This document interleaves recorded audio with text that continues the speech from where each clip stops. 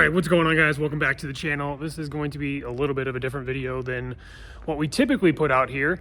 And really now that we've been in business here at Detail Lounge for a little over a year now, a lot of people ask me, and it's maybe mainly mobile detailers, they always ask like, hey, I'd love to get into a shop. Is it worth it to save up some money and get into a shop and get out of doing mobile jobs? And I wanted to give some insights on what it took to get our shop up and running. Now, this is not to sway you one way or the other, but it just hopefully to give you some valuable insights on what all goes into having a big shop like we have here at the Detail Lounge. Again, not to sway you one way or the other, but I do think that there's some major things that I wish I would have known before getting into this that I didn't know. So I feel compelled to share that information with you guys. So I'm gonna go over to the computer and I want to talk with you guys roughly about some numbers, and then we'll kind of go into the nitty-gritty of what all this entails, right? So let me pop over here real quick. Got this little tripod, let me set it up. Boom.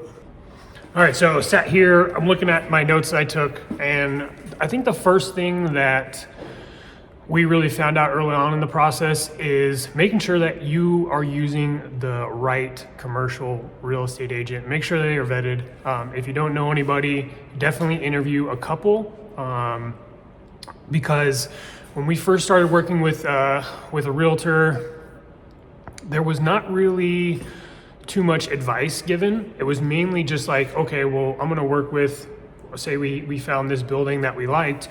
Well, the realtor is gonna work with the property management company that has the building, or whatever property management company that the owner of the building uses to kind of facilitate all this stuff.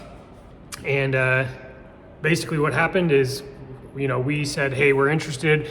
They sent over like a lease agreement, and then we had to kind of figure it out for our own. It wasn't like our real estate agent was pointing us in the right direction, saying, hey, you should probably do X, Y, and Z. And I want to talk to you a little bit about what those are. And the very first thing that I would recommend doing, and I would do again if I was in this situation again, knowing what I know now, and the first thing that I would do is, one, I would do inspections on the building to make sure that the HVAC, the electrical, the plumbing, the roof, big ticket items are in okay order, right? Because when you sign that lease, when you sign your name on the lease, essentially, this is how our lease was structured, right? But you are responsible for any, let's say the HVAC unit goes down, because we run HC here in the summer because it gets so hot in Arizona. Let's say our HVAC unit went down, we're essentially responsible for that, right? And in the first year, 6 months of business, like that could be a make or break situation if you have to spend 20 grand on a new AC unit to make sure that your building can still be cool. And it's like part of the lease terms that, like, hey, if you have X amount of time to fix something, otherwise there could be fees and all this other stuff involved, right? So in the very first beginning months of a business, let's say you incurred like a $20,000 bill that you didn't account for, you might be screwed, right? So that's one thing, is making sure that you're working with a good agent, you're getting inspections done on the building, and then also to spend the money. It's gonna be a couple $1,000, spend the money to have an attorney or a lawyer review your lease agreement. Because a lot of the times there's going to be certain language in these lease agreements that us layman guys that are just detailers, we might not understand, right? So that's a huge talking point too. One thing that I did is immediately got with a lawyer, got him paid and had him review it. He redlined a bunch of stuff on the lease agreement. We send it back. So there was like this whole negotiation process when it comes to the lease. Which kind of leads me to the second point, which I don't think that a lot of people really understand kind of what this looks like. Once you get the the lease all finalized and you're ready to move into the space, at least in our case, the building, I mean, and I think I have some videos of what it looked like before we moved in, but the building needed a lot of work, right? We ended up putting, I think, over $200,000 into the building, just on, I mean, maybe not just the building, but in terms of like getting the business operational, the way that we had set things up. But like, for instance, knowing what I know now, I probably wouldn't have had a bunch of work done on the building, because to give you like a rough cost breakdown, we wanted to make changes. We wanted to put lighting in over like on the workshop side of the building. We had to have plumbers come in and plumb water, electrical guys come in and plumb new electrical boxes, just so that way we had power where we needed it in terms of like the work bays. But just to have an architectural company draw up plans cost us 35 grand. Outside of that, that's just for a piece of paper that says, hey, we give this to the city and this is what we want to do to the building. Can you approve these plans? And then we had lights put up. So electrical was like another 20 grand. We had to put a carbon monoxide vent in because we have vehicles in the shop. Per city code, we had to have that installed. That's another $12,000. Plumbing was like 5 grand. It wasn't as bad. There was some, man, there was just a lot of stuff, right? So, and those are big numbers, right?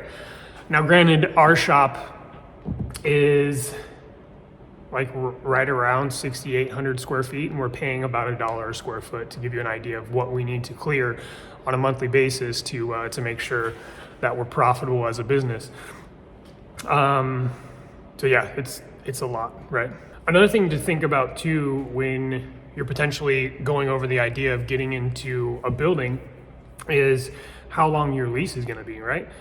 So we negotiated for our lease. We have signed a 3-year lease, but also too, when you sign a lease, at least here, you have to also sign a personal guarantee, meaning that if the business goes under and it doesn't, like I can't pay the rent for whatever reason, then I'm personally responsible, and so is the other people that are on the lease, right? So my business partner, and that can be kind of scary. So if you are a mobile guy, right, and let's just say you're mobile and you're pulling in like 10 grand a month, which is good, right? You don't have a ton of overhead, and you're pulling in that $10,000 a month, and maybe you want to get a shop that, let's just say, with your lease and your triple net, and we'll go over that in a second, but your total cost of rent is like $3,000-$4,000, right? Now you go from making 10 grand a month to making 5-6 grand, 7 grand a month, right? Whatever that number is. So that's a massive hit to your wallet, right? So not only that, but you got to also account for, like I was saying, if the building is not up to like your standards, like what do you have to do to kind of get that building to the point where you're good to go?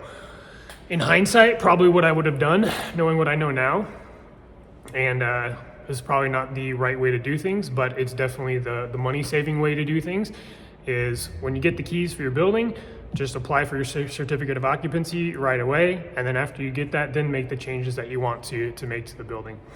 Like I said, that's not really the right way to do things, but in hindsight, I probably would have saved, I don't know, $75,000 doing that, and a whole lot of time too, because when we first got the keys to the building, I think it was August of 23, we didn't open the business until December 9th of 23. So between August and December, we were spending, I don't know, 10, 12 hours a day here getting the space ready. And we try to do as much of it as we could, like ourselves. All the painting, all that stuff was done ourselves. But yeah, it's important to get a rough idea of the costs that you're gonna incur getting the building in a space, or like in a place where it makes sense for you and your business, right? Like getting plumbing to the right place, so that way you can be able to wash vehicles and hook your pressure washer up and stuff like that. I'm going to show you how we have things set up here, because I know that's another question that a lot of people ask all the time is like, hey, how do you have your wash bay set up? So let's go check those out right now. All right, so here we have this wash bay here. And basically this is a 20 by 10 mat, right?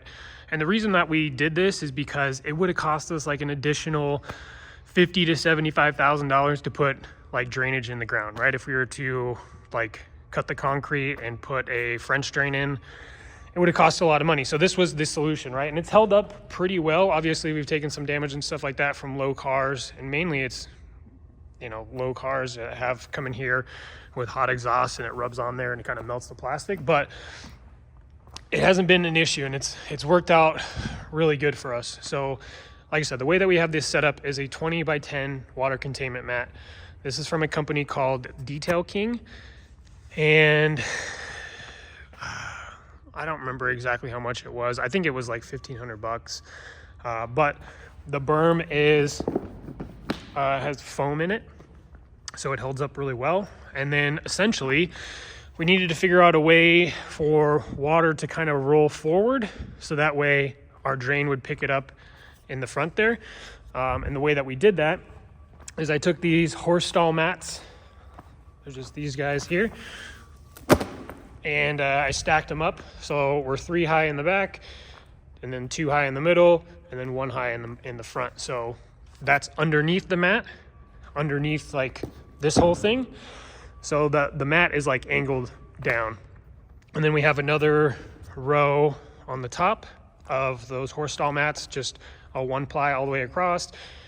And then we have like these Vivor garage tiles, so that way when you're washing, you're not standing in water. And then to get the water out, we have this hose. This is from Detail King as well. And we've kind of repurposed it to fit our needs, because there's not really a solution out there, like a one-size-fits-all thing. So essentially, we have this hose. It gets plumbed into this back room here. And then we have a pump up here. We turn the pump on. It starts pulling the water from the wash bay. And then essentially, it empties it in these big water containment tanks in our back room. And that's the way that we've been able to get over the hurdle of not having drains in the ground, while also being compliant with city code. All right, so now let's talk a little bit about numbers, right? So to paint a picture of what kind of volume we have to do here at the shop in order to have a profitable month, realistically we need to clear about $15,000 a month to cover overhead, to cover electrical, to cover the internet, all those things, and then also to cover payroll, right? And not only that, since we sell products here at Detail Lounge, I have to replenish those products. So sometimes it's even more than $15,000, right? Just depends on what we need for that month, right? Meanwhile, we're also having to cover overhead on stuff we need to perform the work that we do here on like the full service side of things. Now, when we first opened, we learned very quickly that, you know, when we first opened, we started this business as kind of like a do-it-yourself thing, where you as like just like a car guy that likes to take care of their own vehicle can come in here and wash their vehicle and have access to like the wash bays and all the equipment. And then we sell premium professional grade products here as well. CarPro, Geon, Rupes, PNS, mainly stuff that I know works well and I've used for years and years and years.